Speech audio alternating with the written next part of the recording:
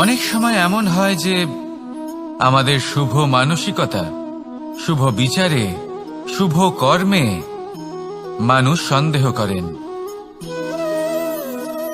প্রশ্ন করেন,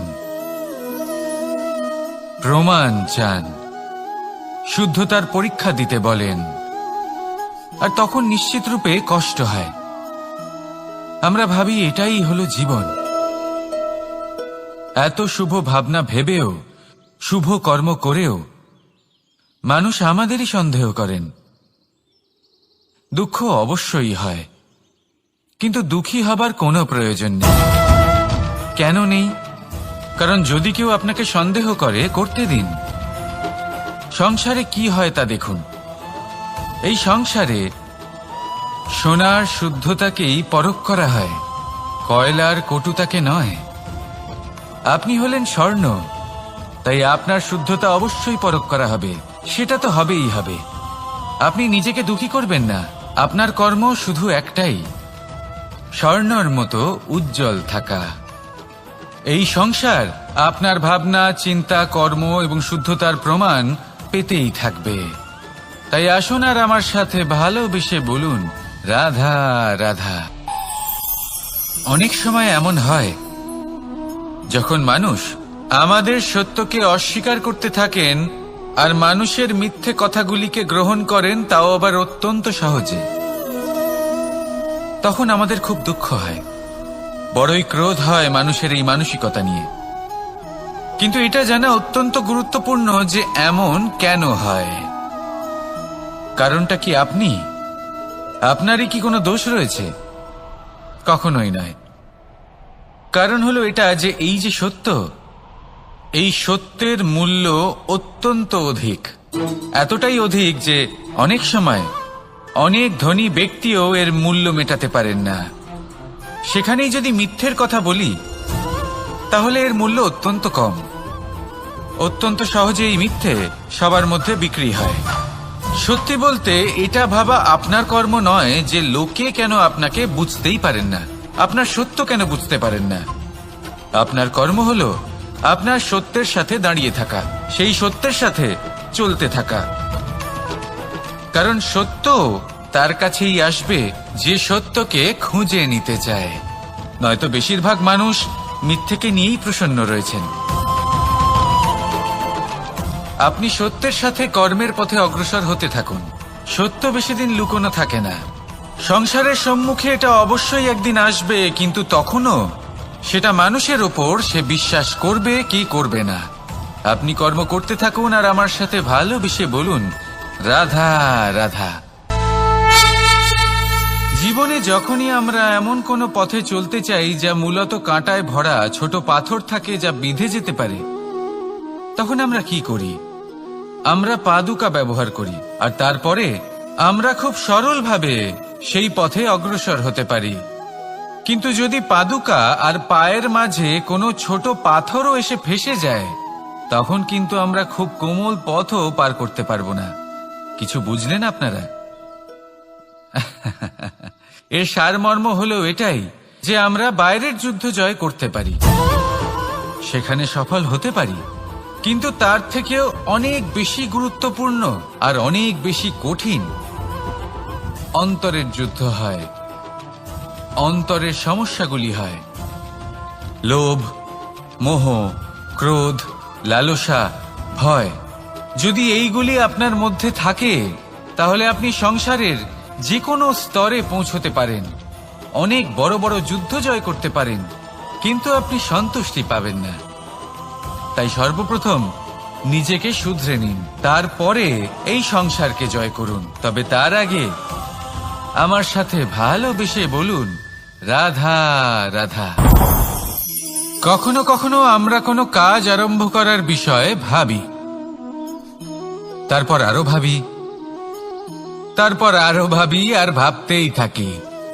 দেখুন, এটা কোনো অন্যায় নয় যে আমরা কোনো কাজ আরম্ভ করার পূর্বে তার বিষয়ে ভাবনা চিন্তা করছি, সেটা বোঝার চেষ্টা করছি, ঠিক আছে। কিন্তু সম্পূর্ণ সময় এই চিন্তায় ব্যর্থ করা উচিত নয়। যদি আপনি বেশি সময় লাগিয়ে ফেলেন, তাহলে সময় আপনার ওপর অবশ্যই রুষ্ট হবে। আর কেনই বা হবে না? আপনি সময় নষ্ট করছেন, আর সেটা উচিত নয়। দেখুন, নিশ্চিতভাবে ভাবনা চিন্তা করুন, বিবেচনা করুন, পূর্ণরূপে করুন, কিন্তু এটাও মনে রাখবেন যে উচিত সময়ের মধ্যে আপনাকে কর্ম আরম্ভ করতেই হবে। যদি ভাবতেই থাকেন তাহলে কর্ম আরম্ভ করতে পারবেন না। আর এই সময় অত্যন্ত বলশালী। যদি একে সম্মান করেন তাহলে তা আপনার সাথে থাকবে, আর যদি না করেন তাহলে থাকবে না। আসুন সময়কে সম্মান করুন আর আমার সাথে ভালোবেসে বলুন, রাধা রাধা। আপনি কখনো ভেবে দেখেছেন কি সেই জিনিস যা আপনাকে সামনে এগোতে বাধা দিচ্ছে? ধরুন আপনি কোনো পথ দিয়ে যাচ্ছেন, পা মুচকে গেলে তা আপনাকে সামনে এগোতে বাধা দেয়। সেইভাবেই জীবনে ক্ষুদ্র চিন্তা আপনাকে সামনে এগোতে বাধা দেয়। দেখুন, যদি কোনো চাক থাকে যার মধ্যে ফাটল রয়েছে, তা আপনাকে ভালো মাটির পাত্র বানাতে দেবে না। ঠিক সেইভাবেই কাউকে ঈর্ষা করলে তা আপনাকে মহান হতে দেবে না।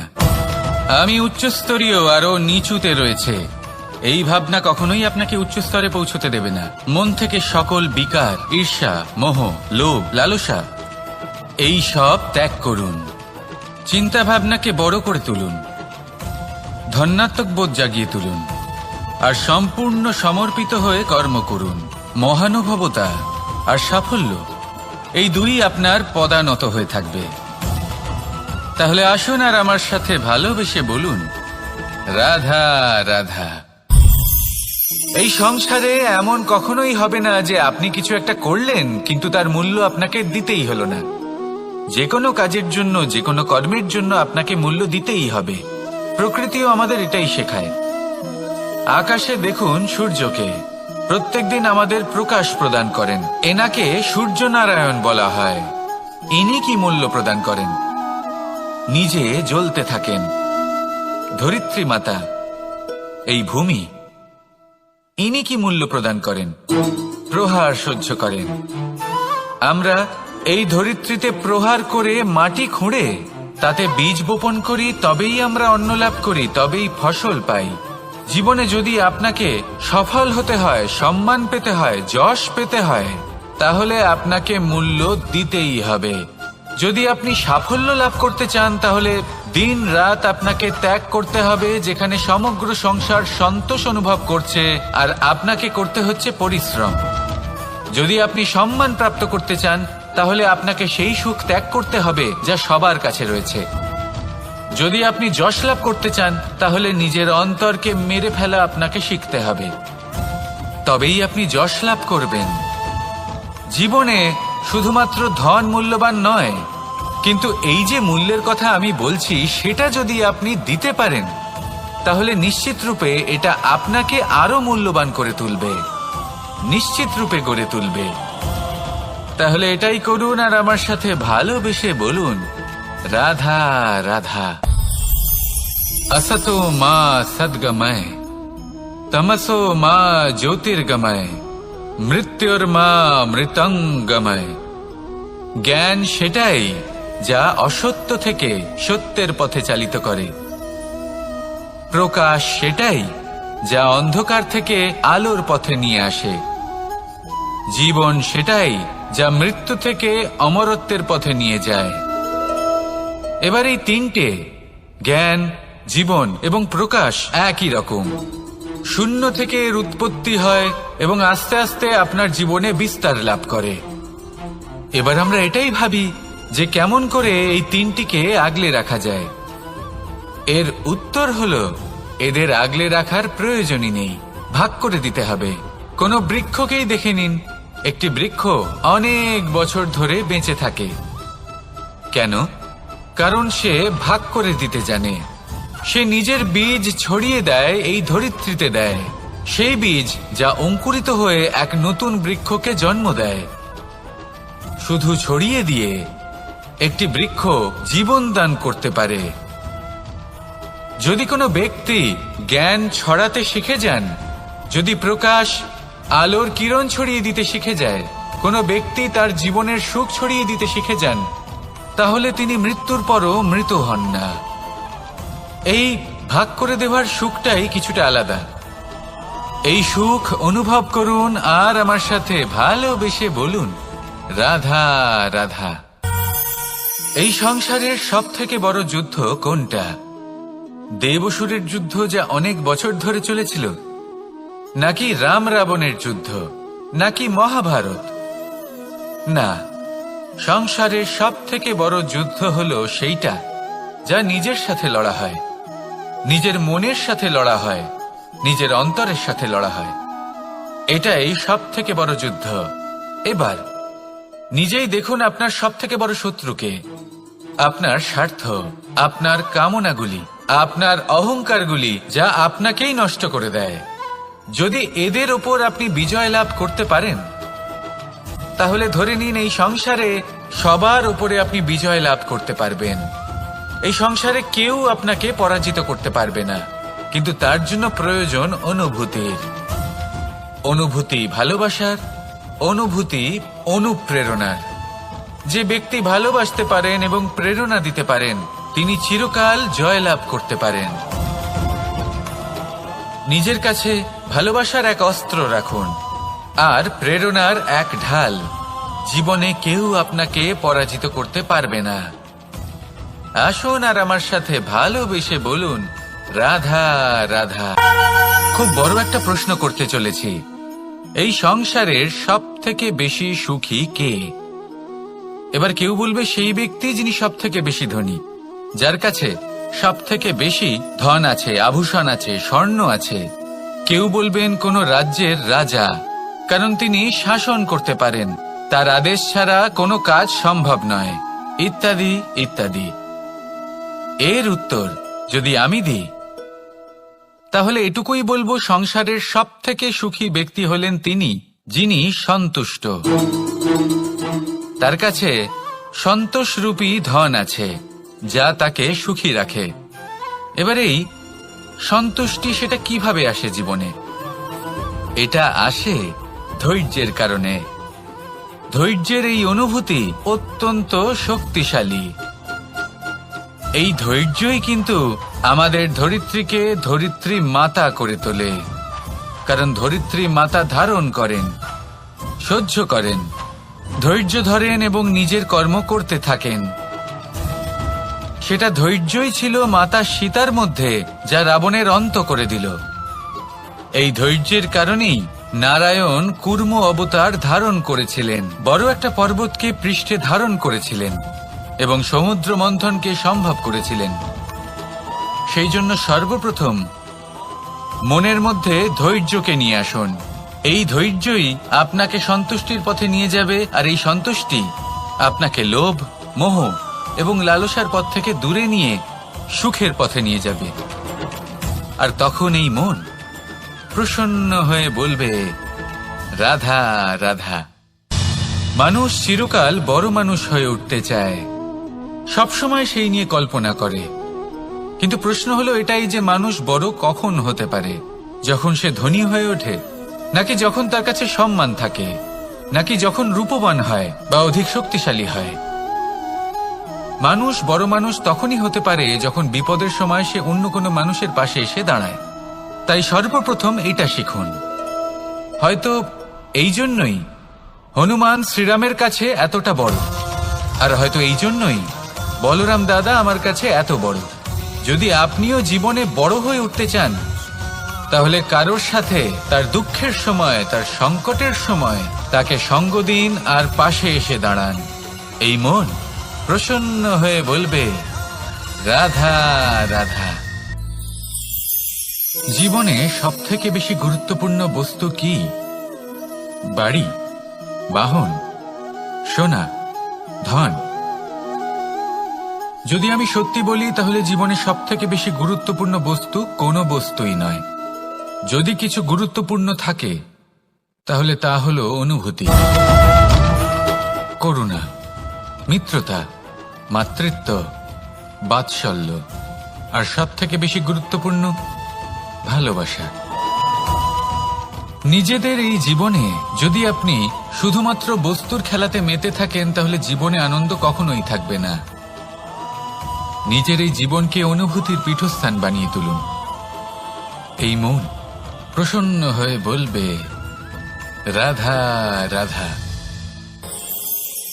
যখনই কোনো ঘূর্ণিঝড় আসে, কোনো প্রলয় আসে, তখন দেখবেন তা কত বৃহৎ প্রভাব ফেলে, কত বড় বিনাশ ঘটায়, বিধ্বংস সৃষ্টি করে।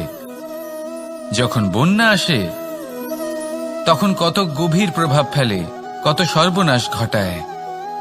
নদীর পাড়ও ভেঙে বয়ে নিয়ে যায়। সেখানে কোনো গাছকে দেখুন, শান্তভাবে দাঁড়িয়ে থাকে, চুপ করে, আর নিজের কাজ করে, ছায়া প্রদান করে, ফল প্রদান করে, কোনো শব্দ না করেই নীরবে কর্ম করে।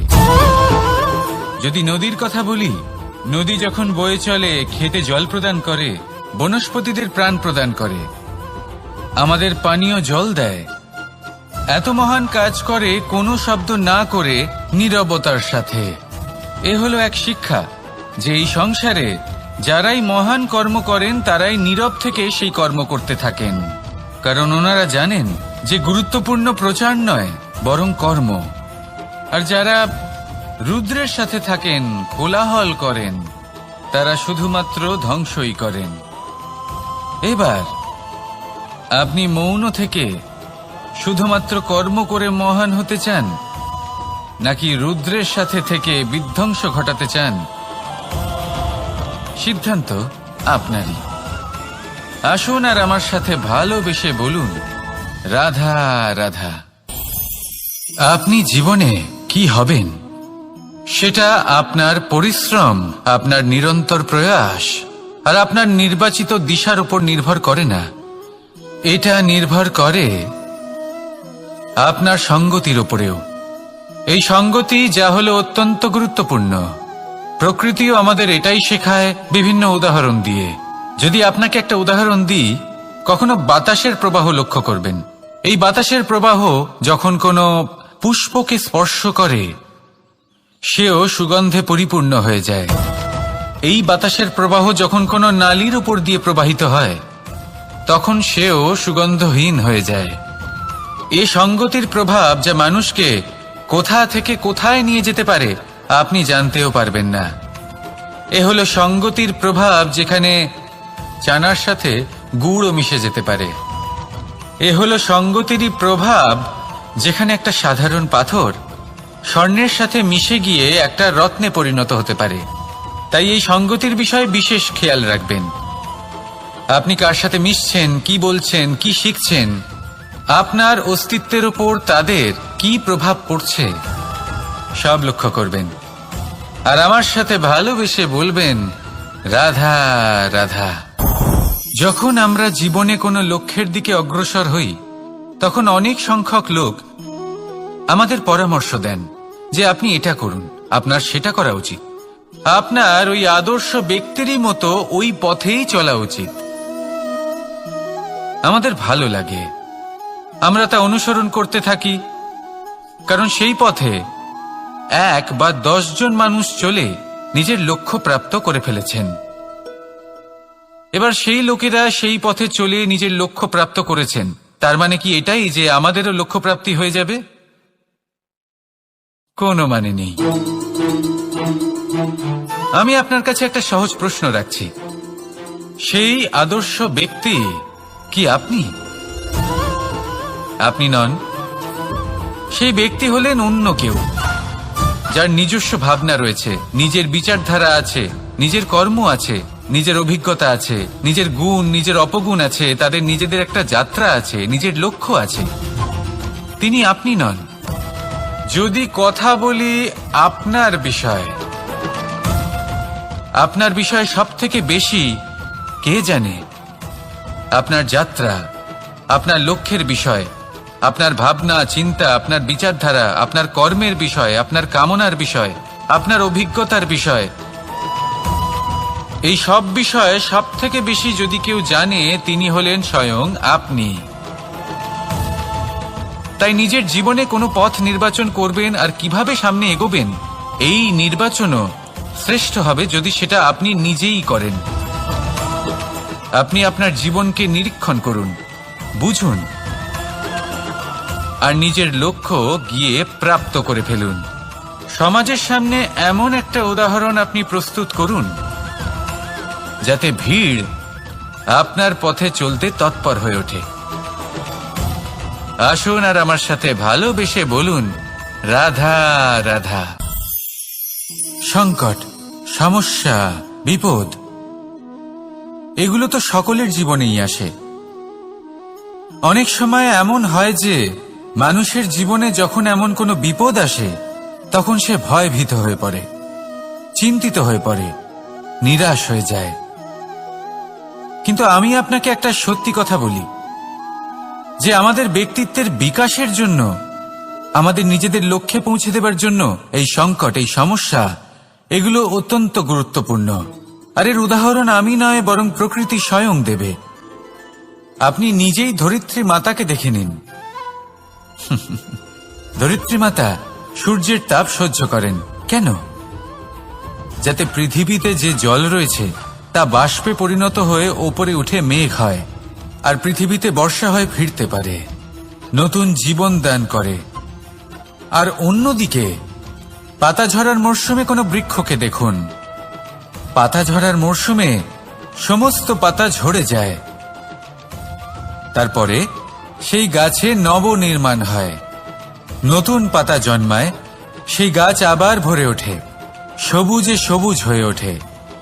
সেইভাবেই আপনার জীবনেও সংকট এবং সমস্যা এগুলো তো আসতেই থাকবে, কিন্তু আপনার এগুলিকে ভয় পেলে চলবে না, পিছু হটলে চলবে না, নিরাশ হলে চলবে না, বরং দৃঢ়তার সাথে, সাহসের সাথে তার সম্মুখীন হতে হবে। যদি আপনি এটা করতে শিখে যান তাহলে আপনি দেখবেন যে এই সমস্যা, এই সংকট, এই বিপদ আপনাকে শক্তি প্রদান করবে। আসুন আমার সাথে ভালোবেসে বলুন, রাধা রাধা। প্রকাশ কার মধ্যে থাকে? সূর্য। শীতলতা কার মধ্যে থাকে? চন্দ্রমার মধ্যে। এবার যদি সূর্যের মধ্যে প্রকাশ না থাকে কি হবে? অন্ধকার। যদি চন্দ্রমার মধ্যে শীতলতা না থাকে তাহলে কি হবে? মহা অন্ধকার। সবকিছু অন্তরে আছে, শুভভাব আর সত্যতা প্রত্যেকটা মানুষের অন্তরের মধ্যে থাকবেই থাকবে। যদি এটা না থাকে তাহলে জেনে রাখুন কিছুই নেই। যেমন একটা প্রদীপ যা জ্বলছে, যা প্রকাশ দিচ্ছে, অন্ধকারে আমাদের পথ প্রদর্শন করছে। কেন জ্বলে? কারণ ওর মধ্যে একটা সলতে আছে যা জ্বলছে। সলতে কেন জ্বলে? কারণ তার ভিতর ঘি আছে যা ওই সলতেকে জ্বলতে সাহায্য করে। সবকিছুই আমাদের মনের ভিতরেই রয়েছে, ভালো ভাব এবং সততাও। এই নিয়েই কর্ম করতে থাকুন আর জীবনের সামনে এগোতে থাকুন। সমস্ত জীবন আলোকিত হয়ে উঠবে। আসুন আর আমার সাথে ভালোবেসে বলুন, রাধা রাধা। ফাগুন পূর্ণিমাতে পালন করা হয় এই বিশেষ উৎসব, যার নাম শুনতেই রঙের কথা মনে পড়ে, মন উচ্ছ্বসিত হয়ে ওঠে। এই উৎসবের নাম হল দোল। এমন কি বিশেষ রয়েছে এই উৎসবে যা অন্য কোনো উৎসবে নেই?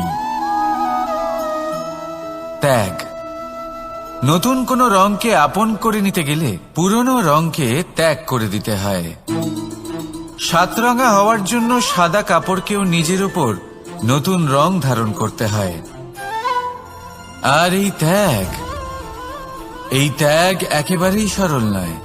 সেই জন্যই তো রং খেলার পূর্বে আমরা হোলিকা দহন করি। হোলিকার অন্ত হল, আর প্রহ্লাদ বেঁচে গেল। অর্থাৎ যা অপবিত্র ছিল, অসত্য ছিল, তার অন্ত হল, আর যে পবিত্র ছিল, যে সত্য ছিল, সে থেকে গেল। এইভাবে আপনিও আপনার মনের মধ্যে যত বিকার রয়েছে, যে বিকারের বোঝা আপনি বয়ে নিয়ে চলেন, সেই ভার হোলিকা দহনে ভস্ম করে দিন। নিজেকে হালকা বোধ করবেন, আর যখন নিজেকে হালকা বোধ করবেন, নিজে থেকেই জীবনে উন্নতি করবেন। তাই এই দোলে নিজেকে বিকার মুক্ত করুন। দোলের এই আনন্দ আরো অনেক বেড়ে যাবে, আর মন প্রসন্ন হয়ে বলবে, রাধা রাধা। এই বছর দোলে নিজের প্রিয়জনকে কোন রঙে রাঙিয়ে তুলতে চান আপনি? লাল, সবুজ, হলুদ, নীল, সাতরঙা, অনেক রং রয়েছে।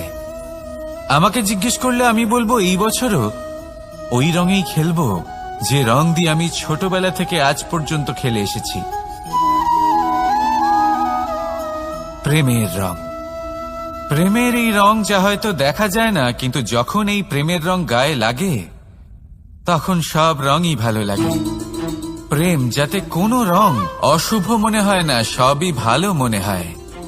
এটা হলো সেই প্রেম যার জন্য আমি প্রেমের দেবতা হয়েছি।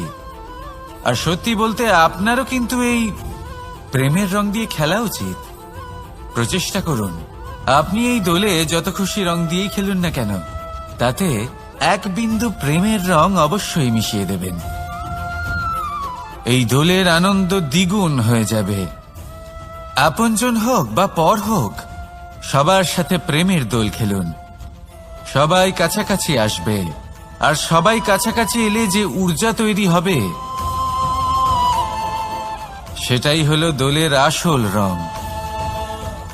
তাই এইবার দোলে সকলকে প্রেমের রঙে রাঙিয়ে তুলুন, আর এই প্রেম ভাব নিয়েই বলুন, রাধা রাধা।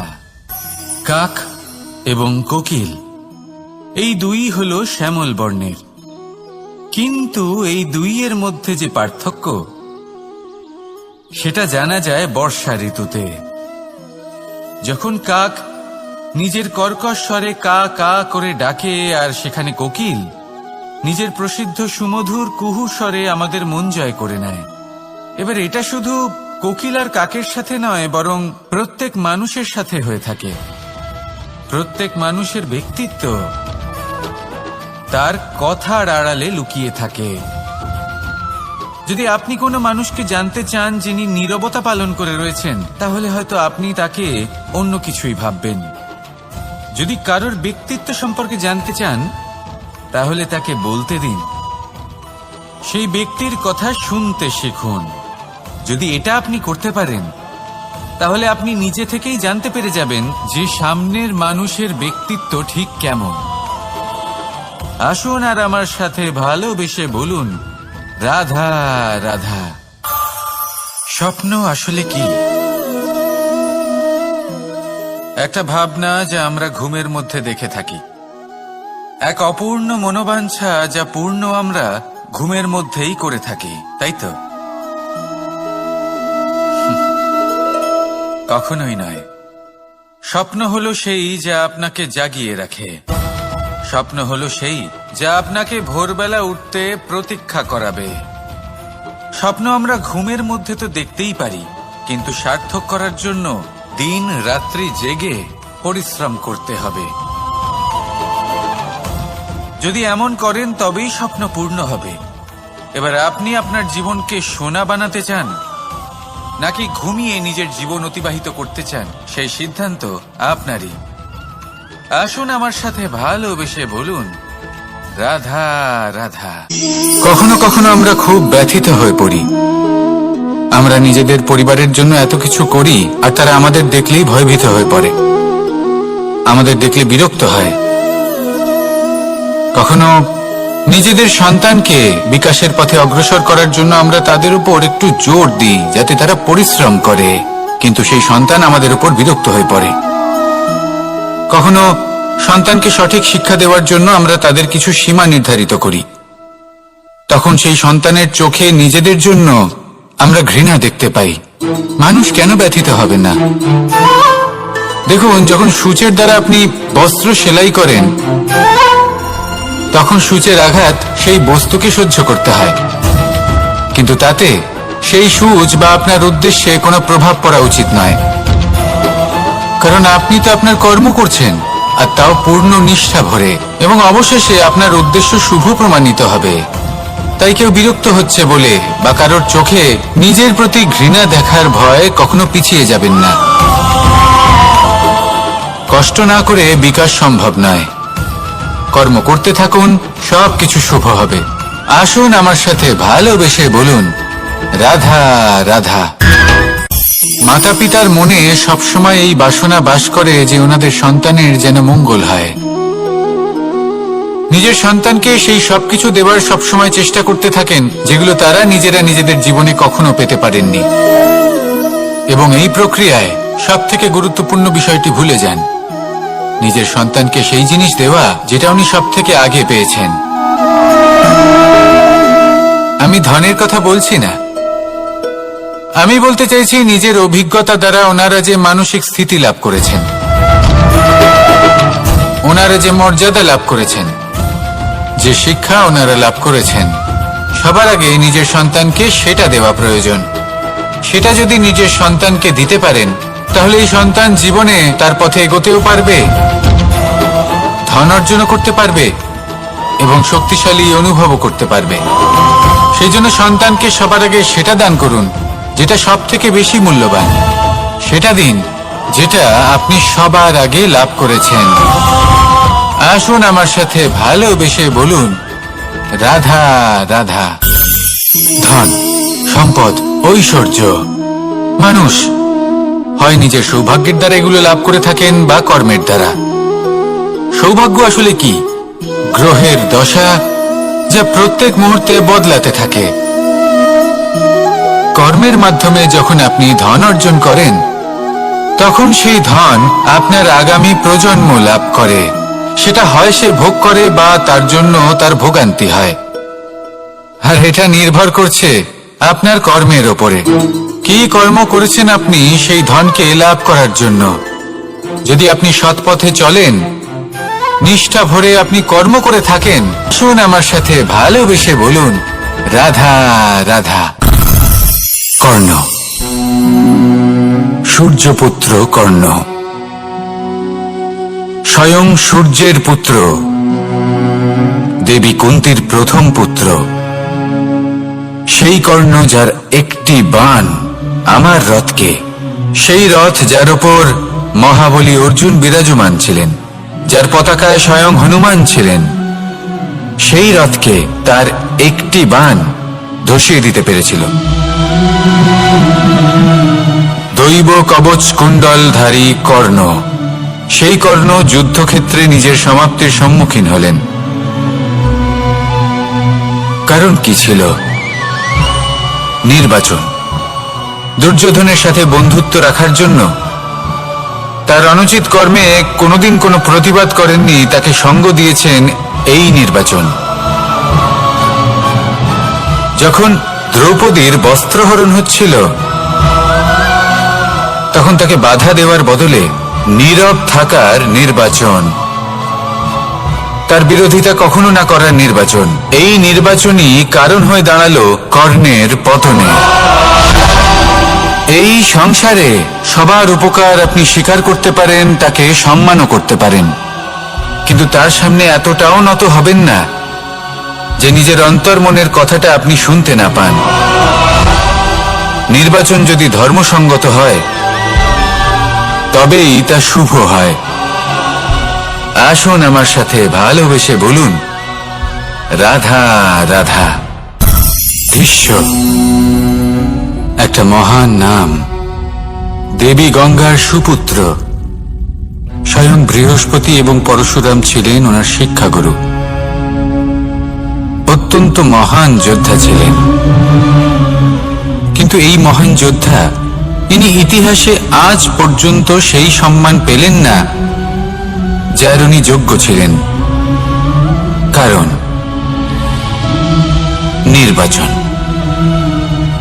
রাজ সিংহাসনের সেবা করার প্রতিজ্ঞা নিয়েছিলেন উনি।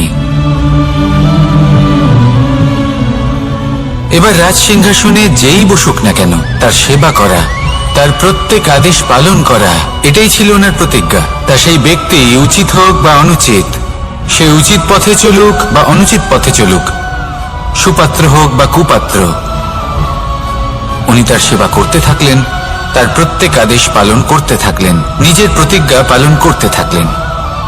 ধৃতরাষ্ট্র নেত্রহীন অবশ্যই ছিলেন, কিন্তু এতটাও নেত্রহীন ছিলেন না যে উনি প্রজাদের চোখের জল, ধর্ম অধর্ম দেখতে পাবেন না। উনি সব বুঝতে পারতেন। আর এদিকে ভীষ্ম নিজে প্রতিজ্ঞাবদ্ধ হয়েছিলেন। দুর্যোধন অনুচিত পথে চালিত হচ্ছিল, তাও উনি তাকে সঙ্গ দিতে থাকলেন।